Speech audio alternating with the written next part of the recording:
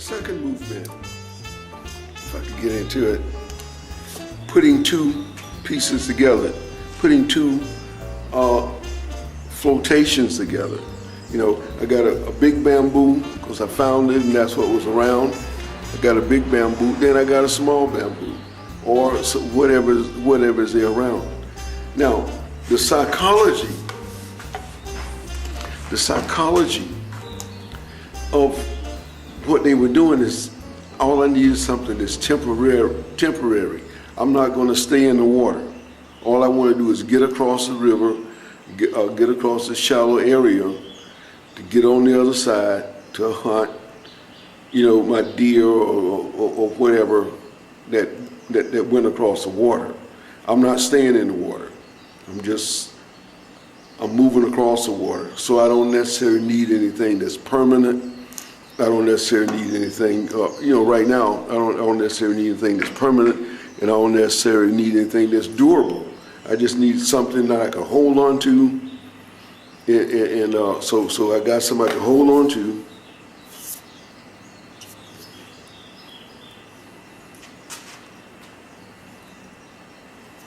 I can hold on to, and it could get me across. It'll get me across the water. But I got to find whatever it is. The thing is running, I got to find whatever it is, and I'm getting across the water. So now the next idea, I'm gonna go get the next idea, and I'm coming right back. Okay, this don't work good as the next idea, but it's better than nothing. This is a bit of a bag. It's a bit of a bag.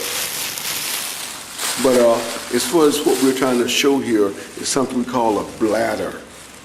Now, a bladder is the innards, the end parts of an animal that holds the urine. Now, you've seen on some movies the guy drinking water out of a bladder. They keep water in there. They're carrying water with them. They put it in the bladder. They tan the bladder, you know, to hide or whatever. Then you're able to stick water in it. But this is kind of like a bladder, but I can also put air in it.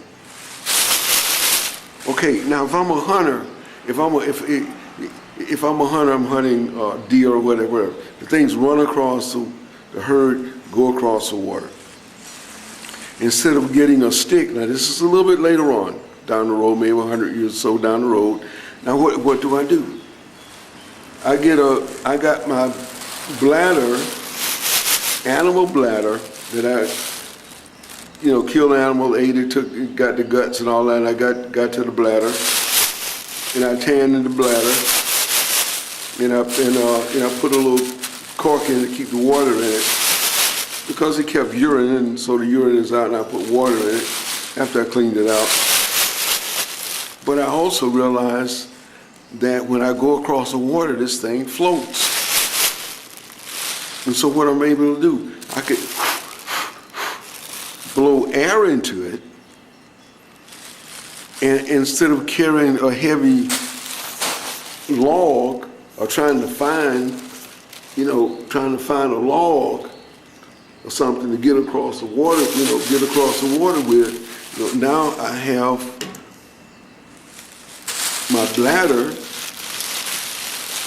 I keep water in it, get thirsty in the dry areas, but when I get to the wet areas, what do? I pour the water out, fill it full of air, and now I don't need nothing to keep my whole body up out of the water, but just, you know, my face, so I can catch some air, but my body is underwater, but my head is up, and the bladder works as an air trap, and it can work also. Now, from this, of course, man moves on to, and this deal here, I can carry it with me.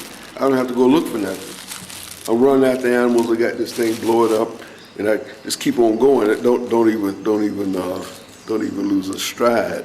Don't even lose stride. You know, I run across the water, and, you know, as long as I'm hitting bottom, I'm okay. I keep running, whatever. I hit a loose spot, you know, you know, I can still get across the water. Keep the animal in sight and get on across the water. So here again, sticks, a bunch of sticks, something that's already there I can find, and that worked great. Then later on, a bladder, stomach, big animal stomach, carry water in it. I'm not carrying water, keep it flat, get where I'm going, blow it up. I got something, and I'm moving along. So this becomes a second bit of a, we don't call it a boat, bit of a flotation, a floating, that assists me, an assisting piece to get me across the water. And so this is the morning in the afternoon, got my thing in here, in the morning, in the afternoon of the second day, the bladder. First day with bamboo or some kind of floating stick or whatever, reed or whatever. Second day, we got this deal here. Now, I'm back. Robinson, Walk the English Channel, Panama Canal. Just throw that in quick. For the people that just tuned in, they don't get the first part. They just hit the button. They don't know what's going on.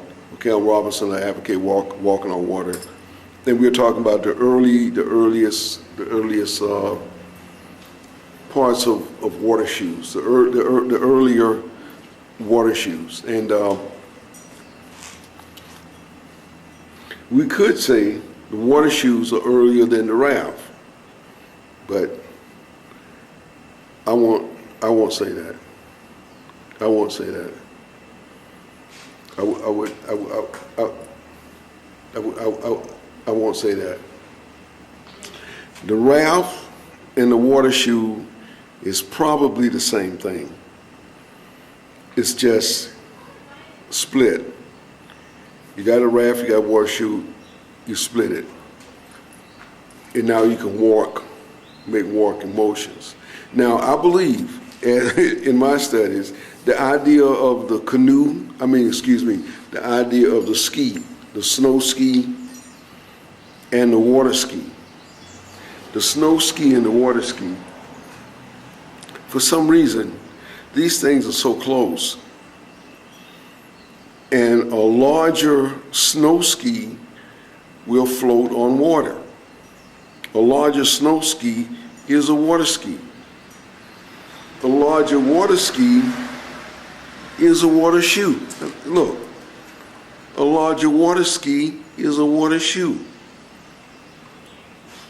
Making the water ski bigger, it floats, and now we're on snow or whatever, or uneven ground, really uneven ground, with a lot of soft spots and crevices and all that stuff in it.